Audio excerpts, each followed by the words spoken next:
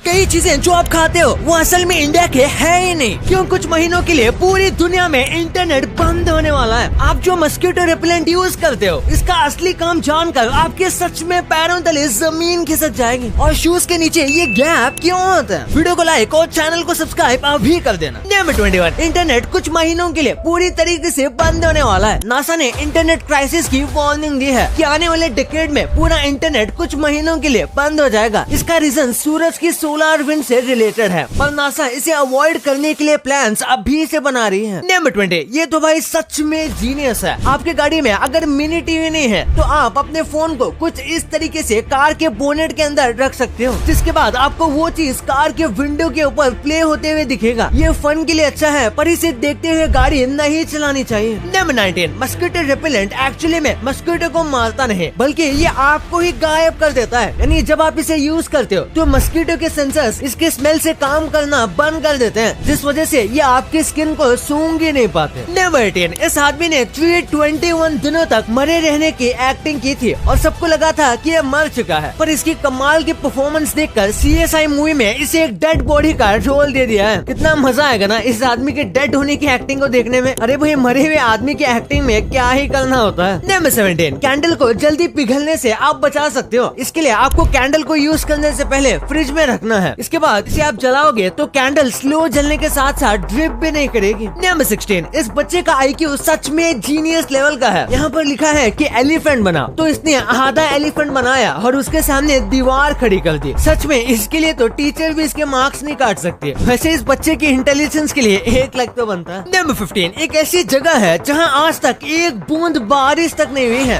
एटकामा desert में कारमा नाम का एक टाउन है जहाँ कभी भी बारिश नहीं होती है और ये पानी के लिए हमेशा दूसरे सोर्सेज पर निर्भर करते हैं। नंबर 14, अगर आप एज रिस्ट्रिक्शन की वजह से कोई यूट्यूब का वीडियो नहीं देख पा रहे हो तो इसका सिंपल सा तरीका है। वैसे तो आप लॉग इन और कुछ प्रोसेस करके एज रिस्ट्रिक्टेड वीडियोस देख सकते हो, लेकिन अगर आपको वैसा नहीं करना है तो सिंपली वीडियो के लिंक को लेना है और इसमें जो ये वाला पार्ट है watch V is equal to, तो उसे V/ ये वाले पार्ट में चेंज कर देना है, तो आप ऑटोमेटिकली वीडियो को प्ले होते हुए देखोगे। नंबर 13, भाई ऐसा मैट सबके घर में होना चाहिए। ये आपको घर से निकलने से पहले सब चीजें याद दिला देगा और इसके लिए कोई टेक्नोलॉजी यूज करने की जरूरत भी नहीं, बस इसे देखो और आपको याद आ जाएगा। नंबर 12, ये टॉर्टोइस इतना पुराना है कि इसने ऐसे लोगों से मुलाकात की है जिन्हें हम हिस्ट्री बुक्स में पढ़ते हैं। इस टॉर्टोइस का नाम है हैरियट और ये 2016 यानी कि बस कुछ साल पहले ही इस दुनिया को अलविदा कहकर चला गया। लेकिन इसने चार्ल्स डार्विन से सच में मुलाकात की थी। वो एक फेमस नेचुरलिस्ट थे जो 1882 में ही दुनिया से चल बसे थे और इस टॉर्टोइस ने उनसे मिलके 2016 तक जिया।